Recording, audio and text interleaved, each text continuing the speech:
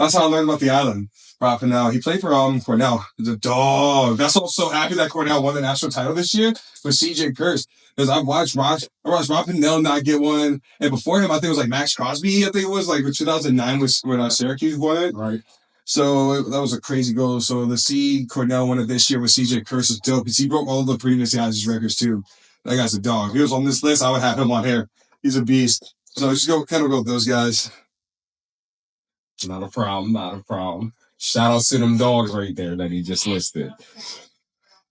All right, which I'm pretty sure you answered this one earlier, but if it didn't get stated, in lacrosse, which position would you consider the QB? Goaltender, easily. The goalie, they can see everything. Goalie, and I think a second guy is the ex-attackman. I always thought it was the ex-attackman. Ex-attackman on the offense and defense is the goalie. I like that. All right, out of all the years you've been through lacrosse, whether if it was playing it, coaching, mentoring it, what makes lacrosse difficult? If you had to pick like 3 to 5 things, what makes it very difficult from your basic sports? It's the fastest game with 3 feet. The game happens so fast across the field where your footwork, your hand-eye coordination, and your cardio, strength, and agility all test at the same time while also problem solving. Like this, I'm running up a field, and let's even say like it's even more challenging in girls lacrosse. Dude, transition to girls lacrosse is one of the dopest things I've ever seen. It's the craziest thing I've ever seen, but it's the dopest. Educate us real quick. So in men's lacrosse, we use the 50 to the side off sides. And then once you get to the offensive box, it's how we deserve possession. And women's lacrosse, they eliminate the 50 and they only use our box, what they call the 30. That is where they have to play their game. So that's when they have to go inside. I don't know, but I like it. So this is what it is. I'm going to tell you why I like it. It's sick. So when you get into the offensive zone, because they also have more players on the field, they play 7-on-7, and that's when they have to be on sides. But in transition, outside the offensive zone, any player is allowed to be there. That is true. You can use every single player on the field. As long as you're not in the offensive zone, as long as you don't have to sit on that side, you can use every single player on the field. It is a 12-man transition. I enjoyed watching women's lacrosse more than I have men, weirdly. I was watching the North Carolina play and everybody, like, it was really cool. It was fire. The girls' national title game. The girls' national team was fire. What? Shout out to Coach Levy. Coach Levy. That was my first time watching women's lacrosse, and I was like, oh, this is fire. I like this better than watching men's lacrosse. No offense. I'm taking it. Yo, it's fire. Yo, the first watching you play box is different. That's fire. It's exciting. Hard to keep track of them all. But what's the difference between field lacrosse, box lacrosse? Oh my God, it's so much quicker. One, you gotta change your helmet. If you try to rock some chill and box, you're gonna lose. Because you need to be able to look up. Like the ability to look up in lacrosse is undervalued outside because you're throwing further passes. So I have the ability to kind of like set my head up. And we use the tilt outside of fashion, but also for the sun. But mostly for fashion. I gotta let the hair out to the back. The flow. Shout out to the locks.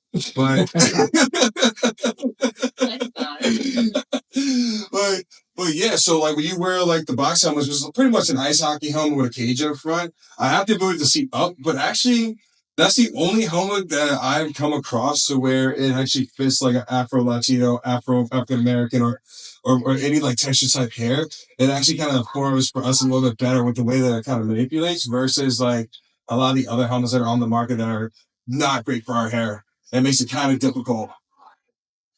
Now, is the rules the same when it comes to box lacrosse, or are they kind of different? Mad different. So much more violent. Mad different. All right. Tell everybody about it. I'm at the game. We had our friend with us, our nephews. And he was like, oh, I'm going to say hi to Javon. I saw Javon's face, and I was like, I don't think you should do that. And he's like, locked in. It was like a look of death. Next thing I know was whistle in like 2 guys on the ground. And the hardest fall I've ever heard in my life. You could hear the fall. What? Yeah. And when they throw the ball, they miss it. It's like a hockey rink. They play in a hockey rink. So you can hear it hit the wall. You're like, oh shit. Damn. Yo, it's crazy. I was like, what just happened? So box lacrosse is literally hard. It's ice hockey with sticks, son. In the air. So fun. Like grass. Same thing, penalty boxes and everything. Oh, by the way, yo, when we finalize our transition period in the new crib, I'm building a penalty box for the dog. Straight up. Not a kill, like getting a penalty dog box. I'm gonna throw yellow, green, and red cards as your wife and be like, how's the penalty box? Yeah. Go outside. That's fine. You have to have a little book though. I want a full flag, a whistle. You gotta pull like a little notebook out of your pocket. I need a full on. I need a full whistle. I need you to pull up a little book.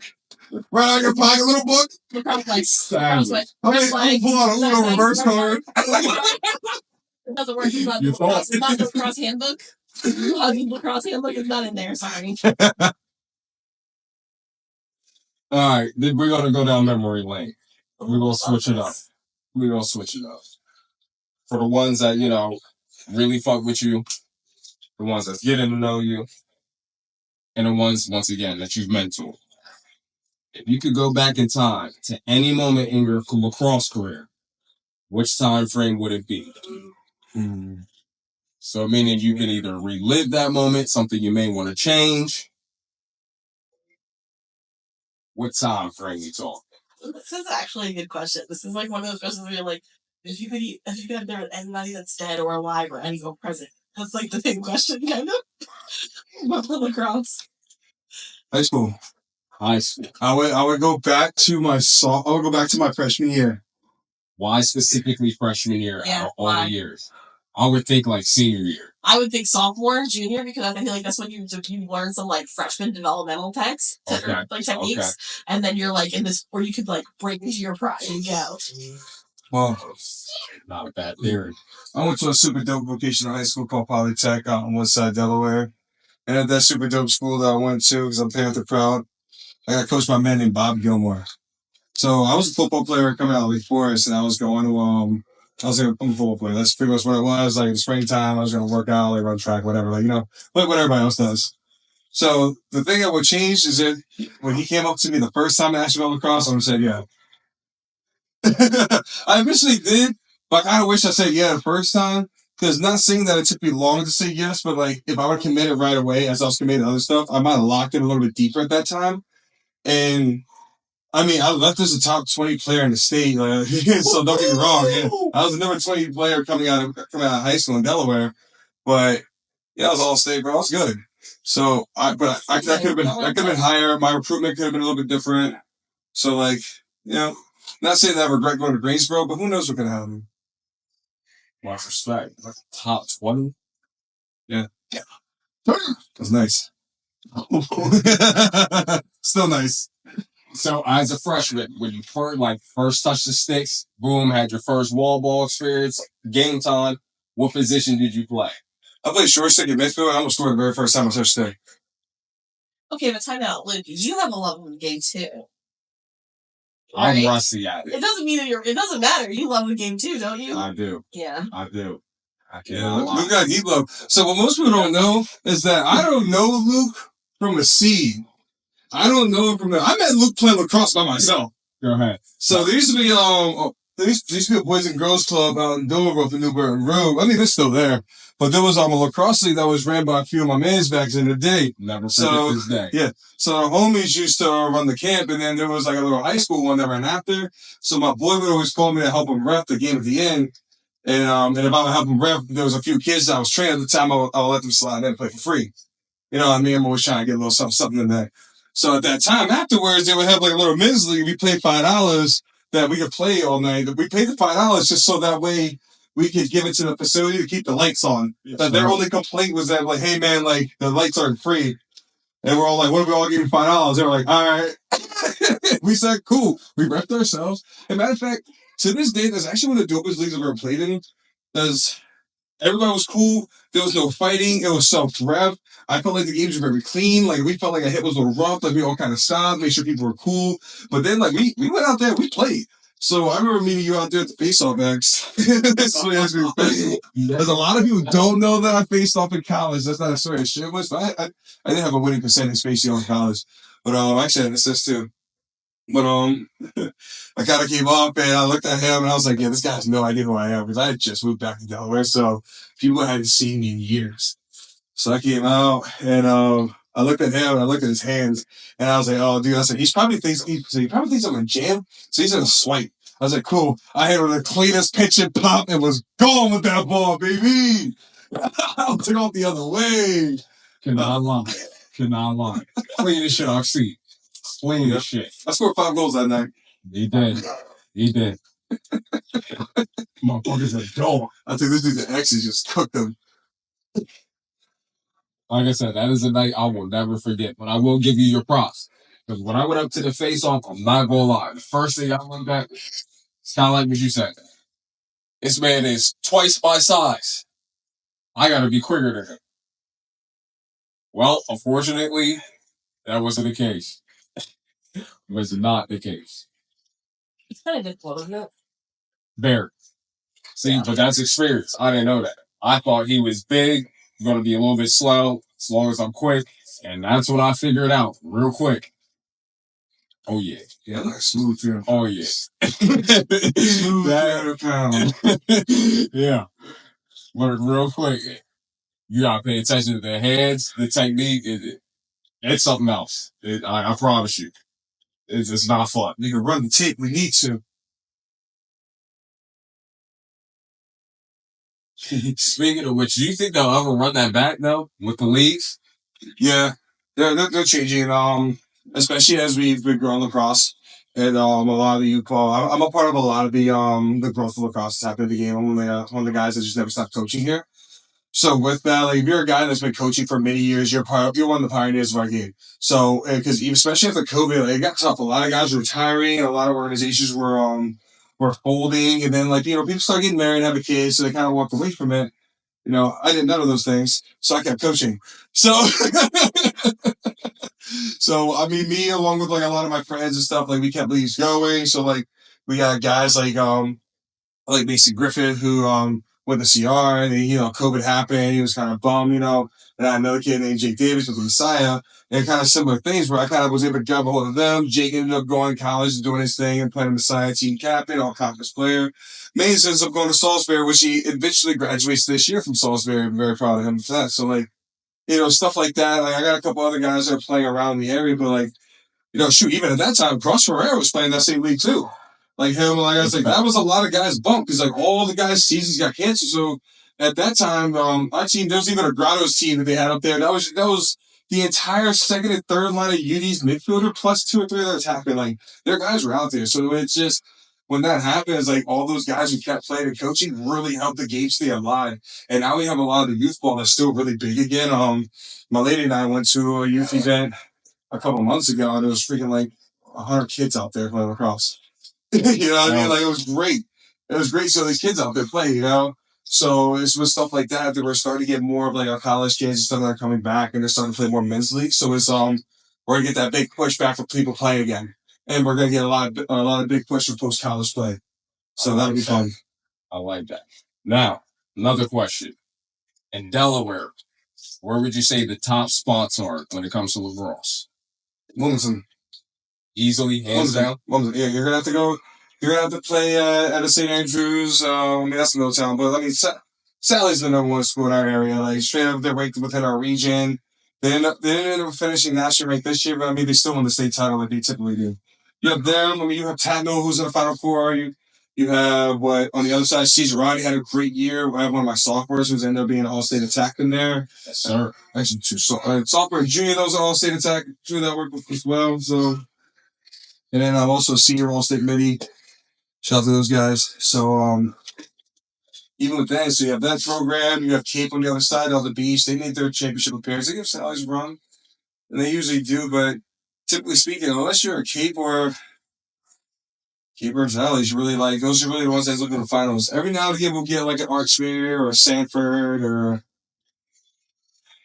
Tower Hill maybe sometimes, but we'll see. Sally's just dominating the state right now. Because every kid wants to go to Sally's. Yeah. It's an all boys school. Yo, that's an advantage. You don't think if you don't think about it, it's an advantage. Almost like the military. Yeah. Yo, were you not worried about chasing the military? You can be distracted by girls. Because girls come there in the military too.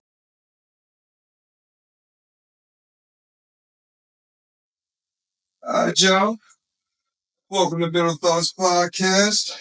Got your host, Estrada. Yes, sir. What our producer here, Luke. What it do? And we got the special guest, always congested. Hey. Yeah, so we're gonna do a little short today. But we decided, Luke wanted to make a presence in the pod, so, he's our producer. Yes, sir. I got my wife here with me, so, we're gonna hang out and, talk a little bit. So let's have some fun.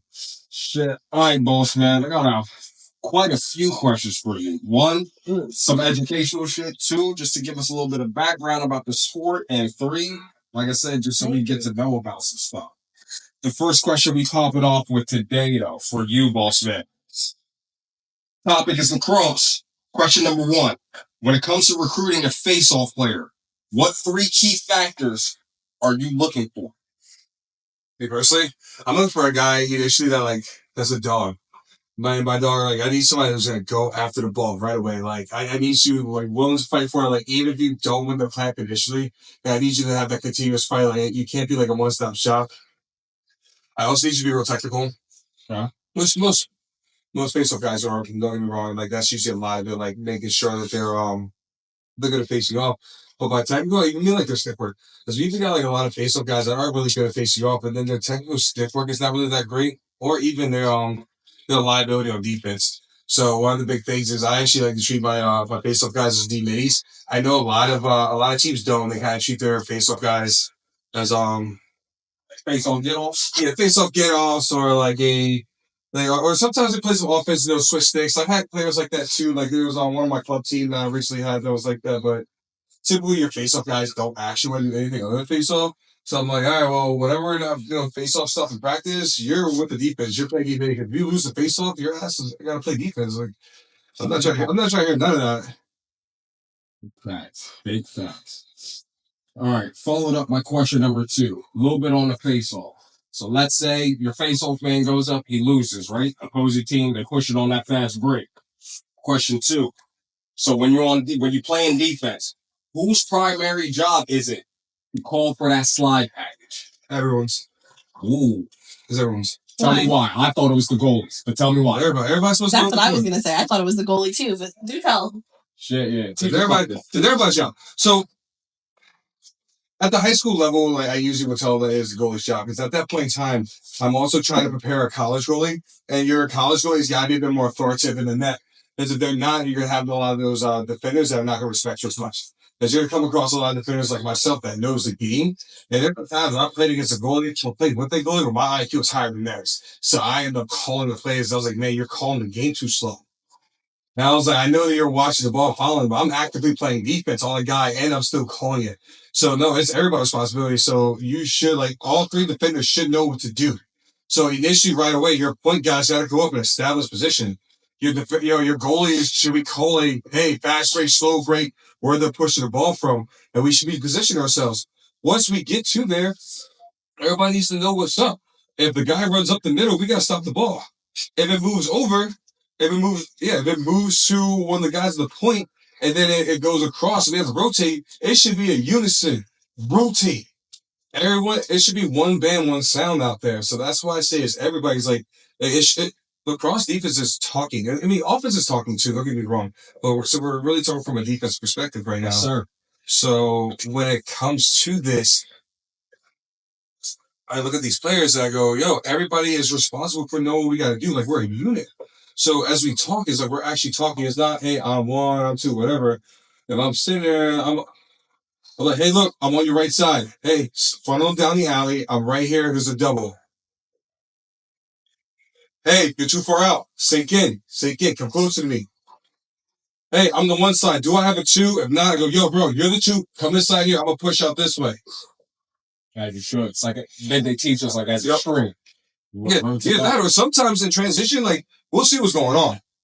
I'll see the ball rotating up top, and I will see a midi just you gotta tell an offense about turning the ball sometimes. You go up there, sometimes I'll look, hey, got it. Sometimes I'll look at what's going on, and I go, all right, boys, we got fast break coming, and we'll just drop a set up. Here we go. I was like, all right, look. I was like, it's gonna be a 3-on-6. So we're gonna have to spin it. So we're gonna have to spin it and rotate.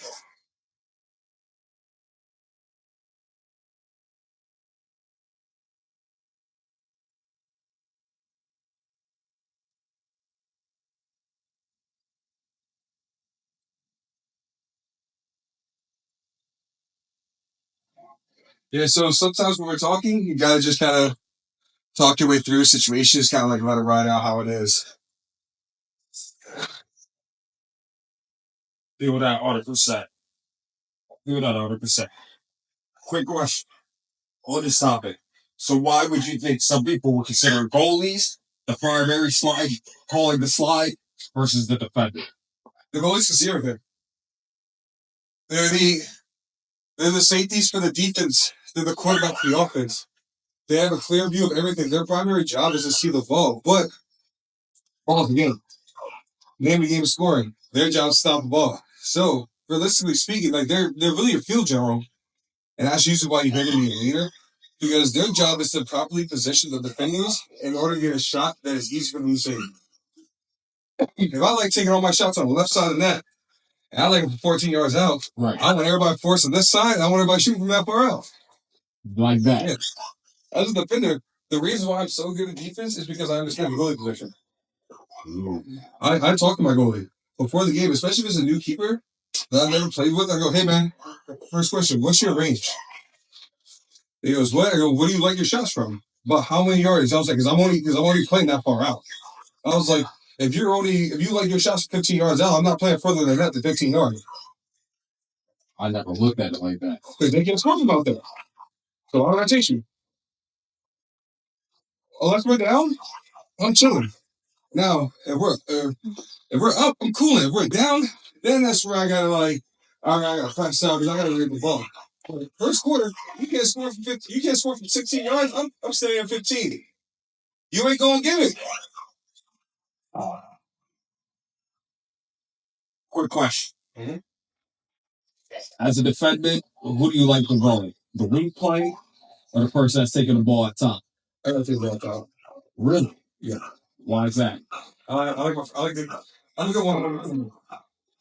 I think I can beat most players in one-on-one defense. I have one-on-one offense, but I also I understand a lot of times what offense is doing. So I know when like a player like I was trying to dodge score and trying to dodge to press continue the offense. So those players that I understand are trying to continue the offense, I'll just press them. And I'll make it difficult for them. A lot of times they're gonna quick turnover because they're not actually trying to move the ball. Or the one-on-one dodger, I'll set up for a dodge. We'll go. Pulling you down the alley. I'll get a slide if I need one. Number two, easy shot from Golden. Clear the ball. Field, boys. It's easy. What would you think the number one problem is with defensemen covering the wing play? They play too far out. So talk to so If we're talking wing play for defense, yep. yeah, they're too far out. Like they take such a wide angle to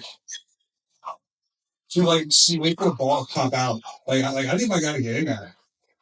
Like I usually run straight in if he's not directly in. Like even if the face-off guys are kind of like in that little 50-50 rotating around, I at least want my guy like behind the face-off guys like boxing out. Like I should have my pole here boxing out, and then on the other side of him, he should be my other base should be boxing out there, wait for that ball to pop out. And then it's just bored. But if that ball comes out right away, my pole should be coming in there, ready to get that ball. It should never be a chase. I watch some of these balls end up chasing the players. I'm like, get ahead of the player. As a defenseman player, is it body first, then stick check, or stick check first, then body? It's poke check, match feet, push the hips. One more time. Poke check, match feet, push the hips. Why that specific order? Because I have to dictate direction, trail in your back pocket, and then force you off your lane. If I'm a short stick, I gotta make body contact first. I got a body contact run, and then body contact again. But it's gonna be a poke, run, punch. Or a poke, run, lift. It's not bad. That's not bad. Not bad at all. All right. Another thing on the fly. So you're a short stick. You got a midi up top. You know he's faster than you. What would be the best way to play? Sit inside. Sit inside the box. You let the restraining line, punch him there and run out, force it out of the lane. Get it, or you run outside the box. You keep like a 5-yard cushion, like a D-back would, or like Jamar Chase. I've been using Jamar Chase a lot recently, but what do you mean Jamar Chase? I'm not even a Bengals fan. It's crazy, but or even go my boy that was with the Chiefs when he ran a 4.22.3. So yeah, even to play like you're gonna get someone like him with Tyreek Hill, like those guys, you got to back up. Yeah, back. Their first few steps are gonna run right by you, so you gotta back up and create cushion where, and you gotta give yourself enough time to get kind of moving before they get to you. Well, you have to make sure that you don't give up too much space where they can run by you. So like you have to close space at some point, and usually it's at the top of the box. Punch, get them down a side, and then at least let the team know where you're running. Then just stay behind them. You're always better getting ran by to the alley than getting beat up the middle. Right, number one, just don't ever get beat up the middle. You'll be fine. 90% of teams' issues will be solved if they don't get beat down. Watch the middle crucial point.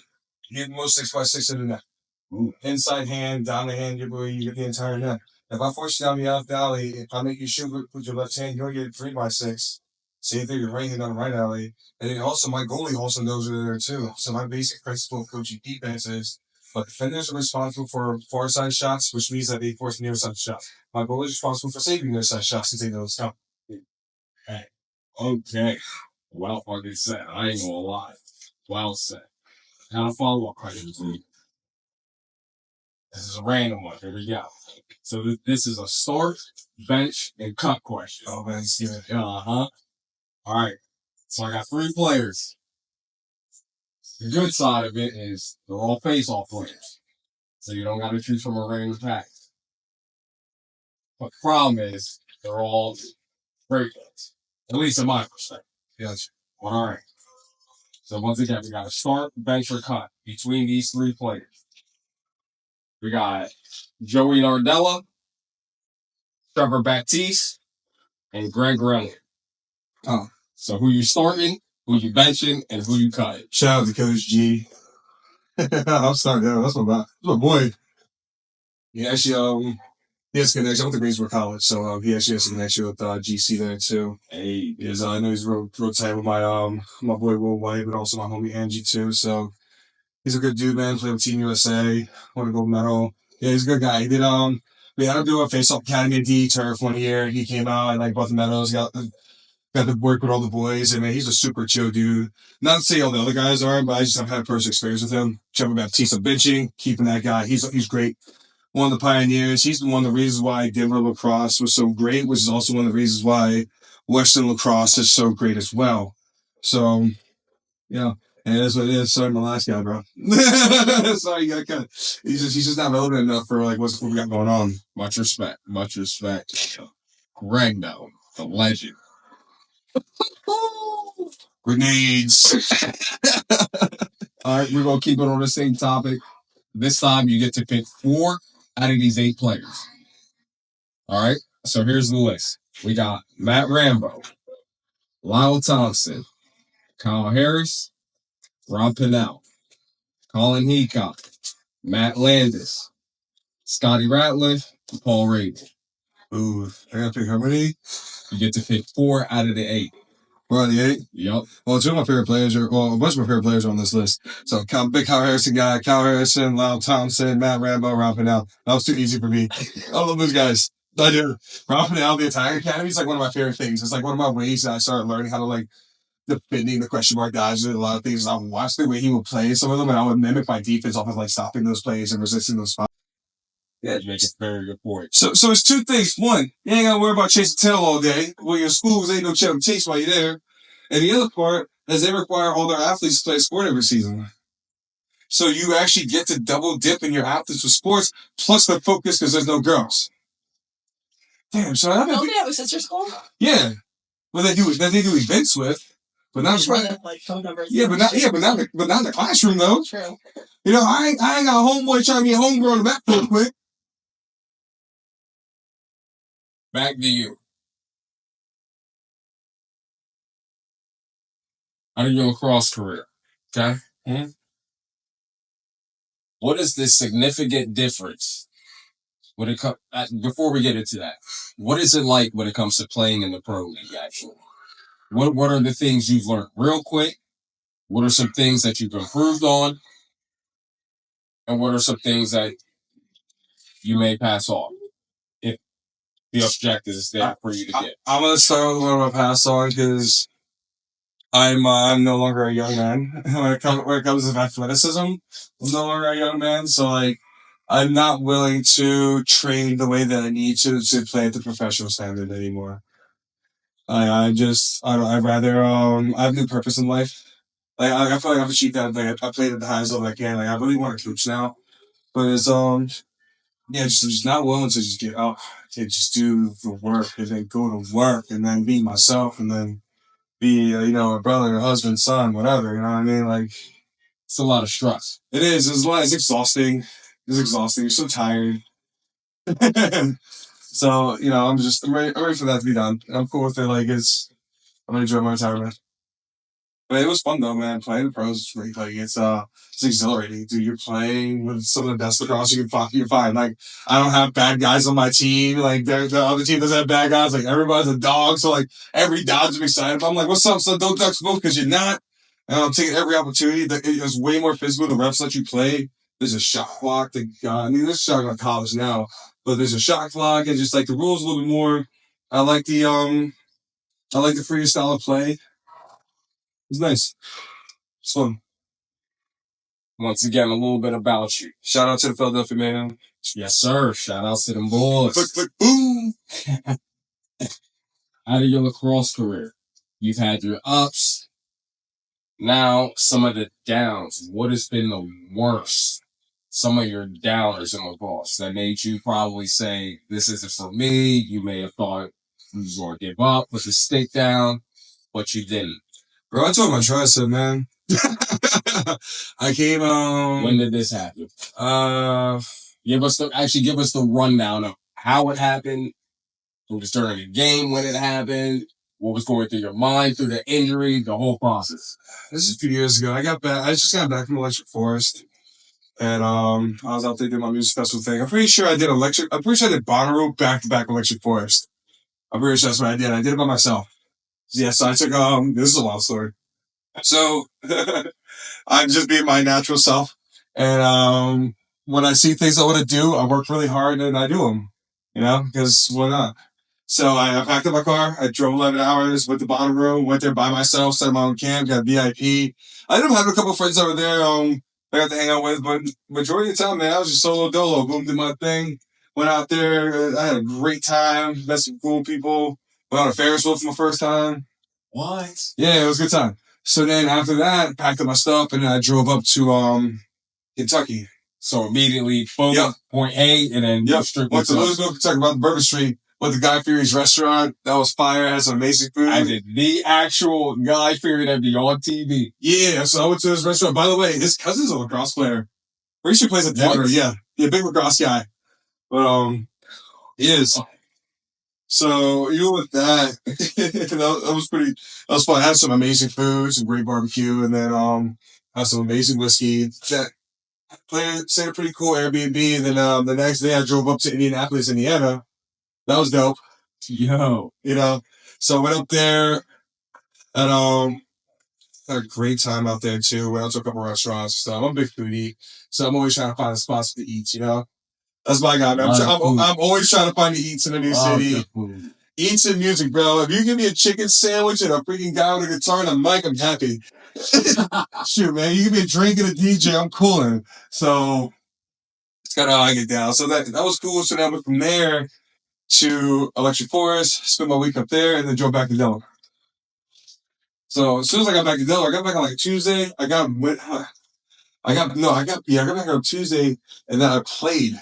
And then I played the very next day too. So I played a box game, and the very next day I played a field game. And I was playing against a dude that was a tryhard, and like he was trying to dodge me like all game. And I was like, I was taking a ball from him. Like he wasn't much. He was a big dude that was running over people. Like he had no technique or anything. So I just dumped him on the floor. I just bench pressed him. I was like, all right, bro, you probably weigh like 250. Get on the ground. Not heavy enough.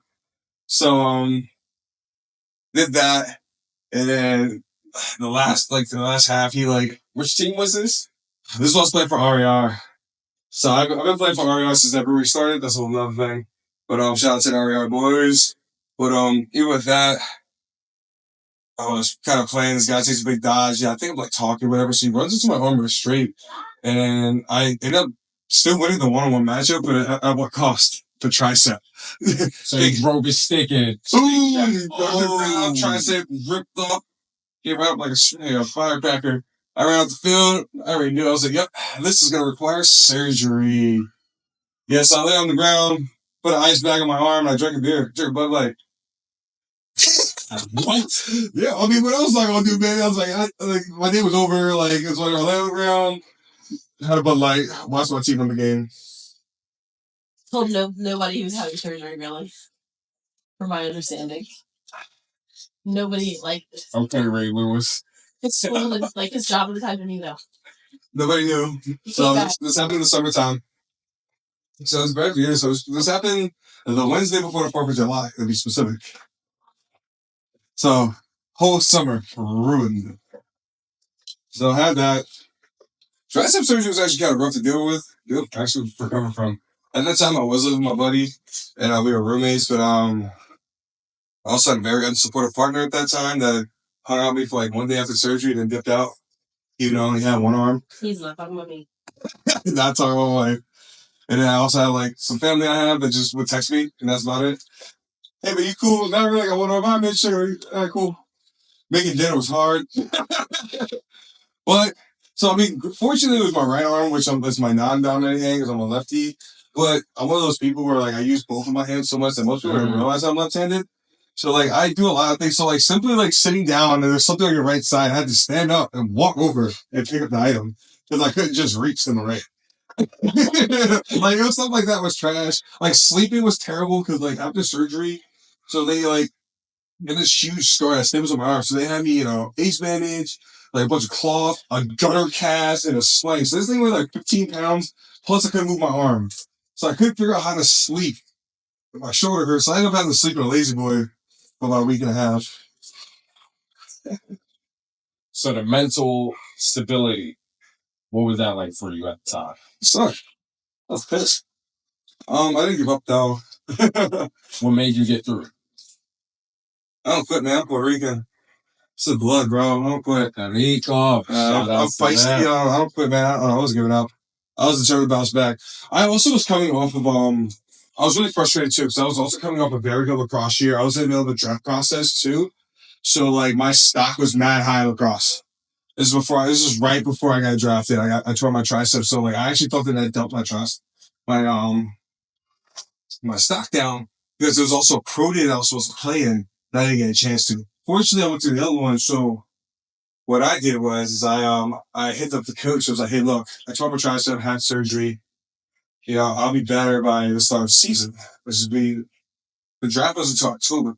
So I had a bunch of time, and he already seen me play for a year. So that pro day really was just kind of determining draft position for a lot of guys, or not for me in particular. But yeah. So I ended up telling him. So he ended up asking me to come out there still, and he let me coach. So I coached the defense that day. I made adjustments and stuff like that and things like that. So he like kind of let me run there. He was like, all right, so you're a player coach? I was like, yeah. He's like, okay, I like that. Boy, the cool part about that is that my head coach for my pro team happened to also be the head coach for the school known as Messiah. Remember I mentioned the school a little while ago with Jake? Yeah, so the best player on his team was made by me. Then when he made that connection, he said, you're that coach. Got you. You're him. He said, you're the guy that's making my defensive plans. I said, yeah, the guy that's in draft board. So get through there. I formed the 2027 Coastal Lacrosse team. I formed the Shout out to them boys team with Mason and a couple of the guys. But that team is still active. I formed a lot of lacrosse organizations, and that particular one I formed as well. And then I still was the 5th overall pick in the first round of that draft. Ooh. Stop playing, man. Like that. Team captain. Like that. Defense VP. The boy. Yeah. All right. We're going to switch it up a little bit. We're going to switch to the random topic. On the fly, what position in lacrosse do you feel is overrated? Tack. Tack. Talk to us. Dude, they get all the love and do the least amount of work. Oh, you're going to ruffle so Talk to us. So, for the people that just didn't get lacrosse or don't really the Brady boy attack, man. So, hey, stop it. What? Because who else? Because you can't say the polls. You need us. You can't say the polls.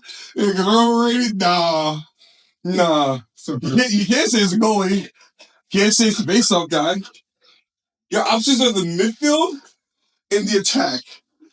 And last I checked, the minis come and play defense with me. They be thugging it out on both sides. I've been watching the attack just lose the ball. I'm like, bro, you threw the ball out of bounds. I've been playing defense for 3 minutes. You threw the ball out of bounds your first touch. They'll be doing nothing. They'll be doing shit.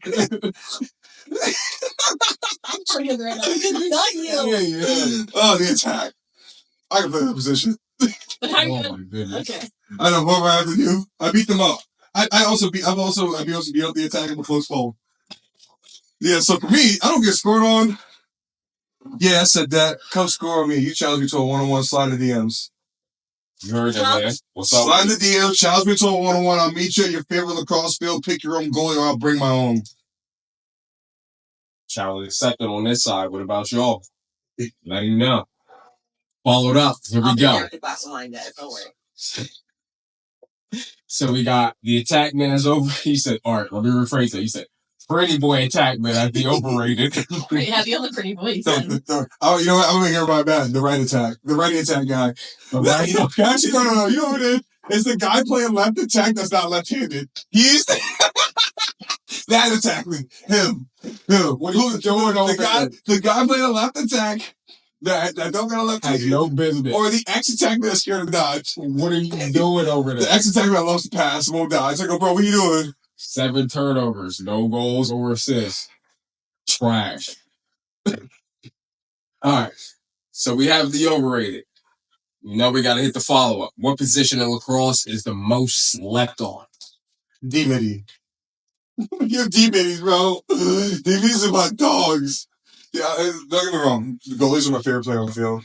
Why is that, real quick? Goalie, bro, they run the show. They're awesome. You take care of the goalie wins the game. But they want to take all the shots, man. They're doing the work. But nah, D-Mitties, bro, there's nothing like a high-quality defensive midi.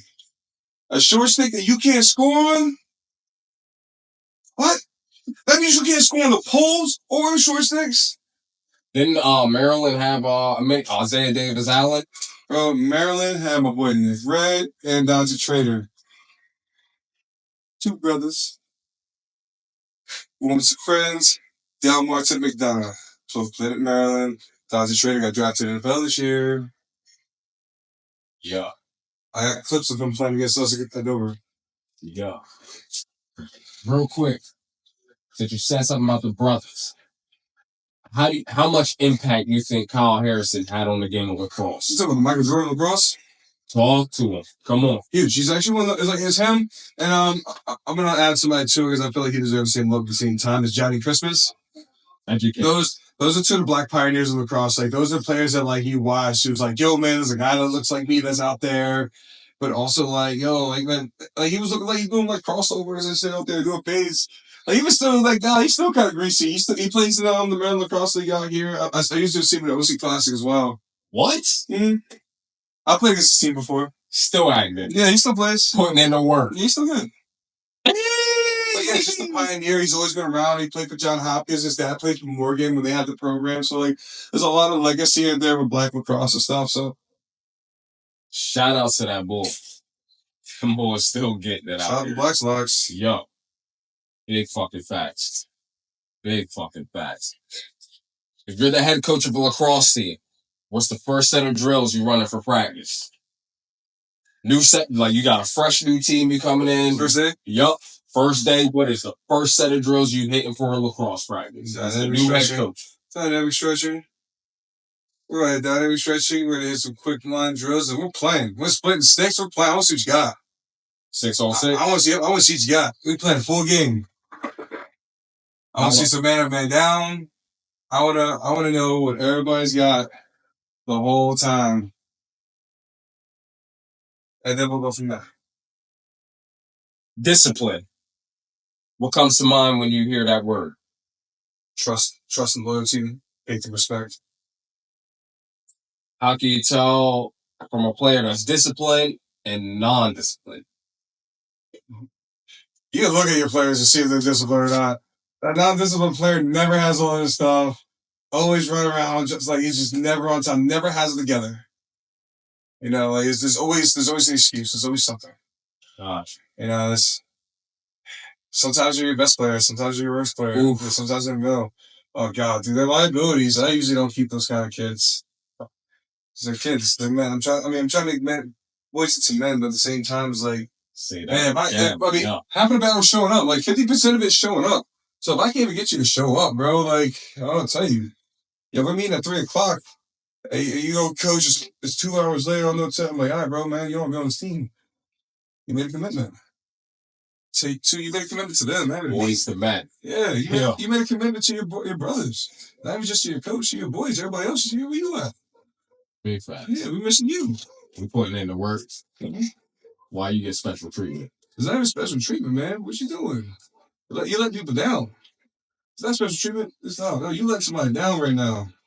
You giving up on somebody. You let somebody, like, either somebody in the room that we're sitting in, or there's a kid that looks up to you, or there's a family member, or like you got a grandma that's showing a picture of you that's proud of you, bro. You let that person down. Mm.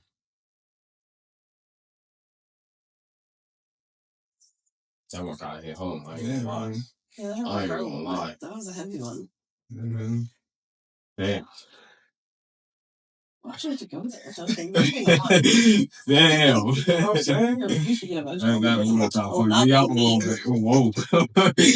Had to rethink some shit.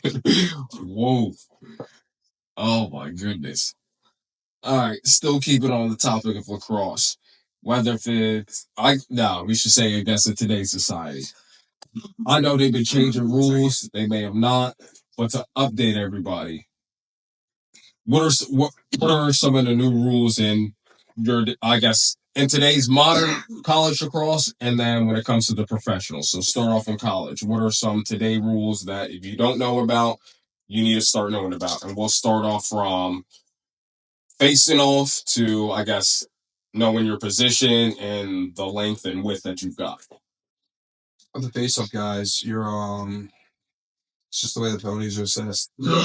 Each year's a new task, a new challenge.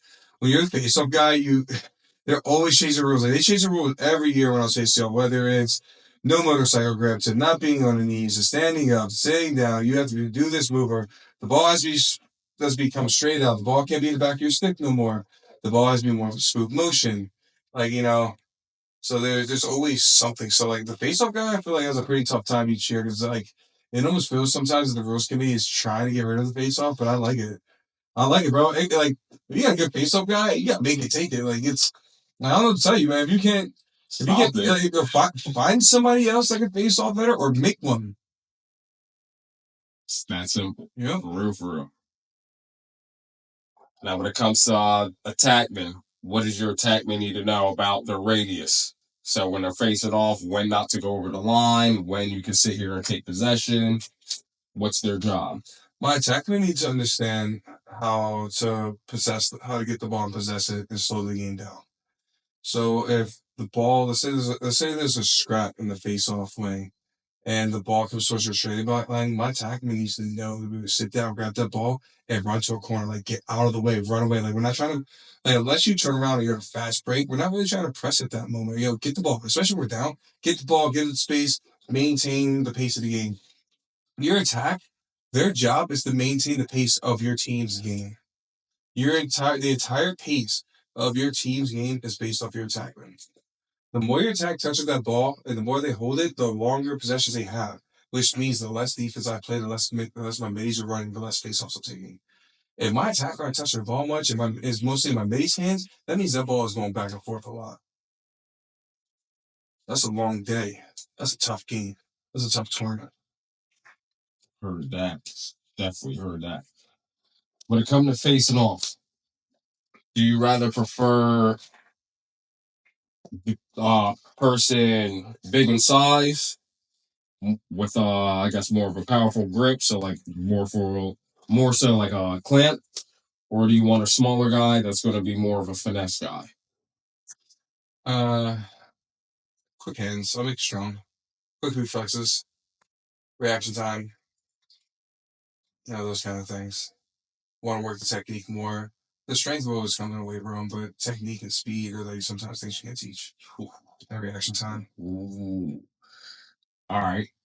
With that being said, would you rather play for the best lacrosse team and receive no play time, or play for the worst team and receive maximum field time? We're seeing maximum field time. Build the guys around me, recruit some other boys to come in there. Let's build that program, baby. I'm not a jacket wearer, bro. I like to play. I don't want to win a national title and never touch the field. That's corny. That's so corny. I didn't do nothing contribute towards that. That's that everybody gets dirty. Yeah, nah, man. I want to earn my own blood out there. Oh, man. You see that scar on my leg? You don't know how I did to earn that scar? You know what I mean? I'm one of them kind of people. Nah, that means you won't work for that shit. I work for everything. That shit ain't given. You earned that bitch. Listen, I ain't never got nothing easy, and I won't ever like either. All right, on the fly. Is it true that offense gets the panties wet and defense wins championships? Offense sells the tickets, defense wins the games. That is correct. No, it's true though, because like when you're looking at this, yeah, it's true. Like who wants to go to a game? Who wants to go to a 1-0 game? Nobody. Nobody. Well, you want to go to a 14-0 game? That's what I'm really saying. The blowout. I mean, it probably didn't start off as a blowout. Unless you put up 15-0 in the first quarter, I'm like, all right, cool. But what was the one game we went to? That was like a blowout, St. Andrews. Oh yeah, St. Andrews was cooking somebody. Yeah. Oh, they were cooking Wilmington Charter. What? They were cooking Wilmington Charter. They had 8 goals in the first quarter. Yeah, there was no comeback. Yeah, my young boy Sam was going crazy on him. My boy Thomas too. He got like. It was crazy. Their backup goalie for St. Andrews was fire too. So the main goalie is my young boy Thomas. Yeah. So he was in there. He got like a little. He took like a little weird hand, so he was a little sore. So step up for a second. His backup went in. Was a stud. He went back in. He plays it to the up big. Puts backup back in. Bro, the play didn't even drop. You couldn't even tell they were switching goalie. They were both fire. I was like, you got 2 of them? I get 2 of them. Usually the backup goalie is sketchy. When facing off, how do you know which face-off moves to use against your opponent? I use my favorite one first and then see how it goes. You know, I'll say what it is, but you're I use my favorite one first and see how it goes. Unless I got like some data on you and I know what you like to do, I got film and stuff. But yeah, unless I got film and or know people or usually I know a lot of people that know people. So unless I got like the 4-on-1 on somebody, some intel, I'm gonna go with my favorite move. Or I might just punch you in the chest, see what happens. Speaking of which, as a player and a coach, how important is it to go over film with your players and your coach? If you don't understand something or you're trying to learn something, explain it to us. I think players benefit the most from small group film and breakdown film, whether it's like with their positions or with their team. Because I think players need to actually physically watch themselves to be accountable for the things that they do. When you watch film overall, like players either watching each other play or they're just kind of like lollygagging or whatever. But like if you're sitting there, goes, all right, I'm with the goalie team, and we're looking at all the goalies. So it's gonna be a lot easier for them to look at that technique and see what they're doing, and like be like, all right. And then you're also not gonna have the polls there. Be like, well, they're here. It's like, no, we're talking about what we did. So so you're not gonna have another position to blame either. It's just them. So then you gotta work with your game from your perspective, because there's so much that happens in game that covering film with the whole team, you don't get to work with everything. Yeah, I can go through film, make sure the whole day work on just up and man down. And just those special units. I can work just with the offense possessions. I can work with just defense possessions. We can sit with the midfield group and look at how they did overall. We can look at the attack group and see how responsible they were for things. See if they're polls. There's a lot. How important is a defenseman's job to know their attackman? There. Talk to us. Actually, before I even get it, explain to us what different type of attackmen there are and how you get to notice them. You have a couple of guys attacking. So like your short stocky guys are want to bulldogs. They want to run into you. You're gonna have your speed guys. So you're gonna have guys that carry you to different parts of the field. So like I got a guy that brings me to X. He might be a little bit shiftier. So I'm gonna play my position, play the way that I want to play first. So I'm always forcing you to certain spaces. So I'm always forcing down this alley. This is gonna be a foot race. All right. So the first time you're a little bit faster than me. All right, cool. But other than that, like you're right into me, then cool. We're fight. But like you can kind of look at people's body types. You can see the way that they're kind of running. I even watch the way they're throwing the catch. You can kind of tell like what players got. But even for most spaces, like you should know what dodge combinations are coming from where. I know where they want to get. So if I'm always taking away top side and you're trying to earn it, I'm always fighting against. So I'm not biting on anything that gets me to jump underneath. Well said. Well said, my man. Well said. All right. We've got the final question of the day. Now this time is we need coaching. All right. Right. As a head coach, it's game day. Whether it's the final game of the season, first game of the season, how do you hype your boys up? Oh man, I'm usually not the hype guy. We talking from the music, the entrance, boom, boom, boom, warm-ups. How are you hyping these boys up to take over, saying we getting the dub today? Okay, I am big energy guy, so I usually go in there.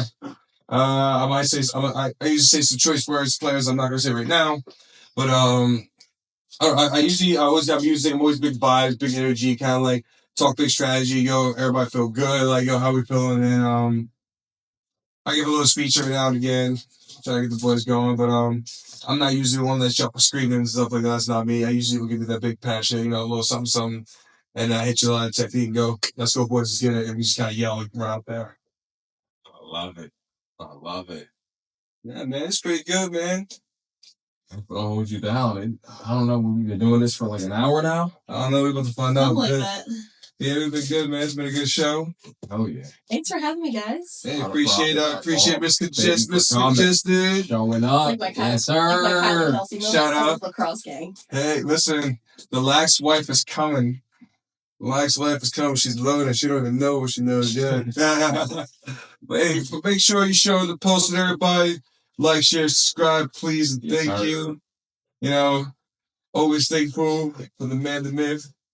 Luke, our producer, beat maker. Thank you. You know, he made our intro and our outro beats. So, you know, him on the ones and twos. We're just going to have some new tracks coming out at some point in time. But, you know it. Until then, y'all. Peace. Yeah.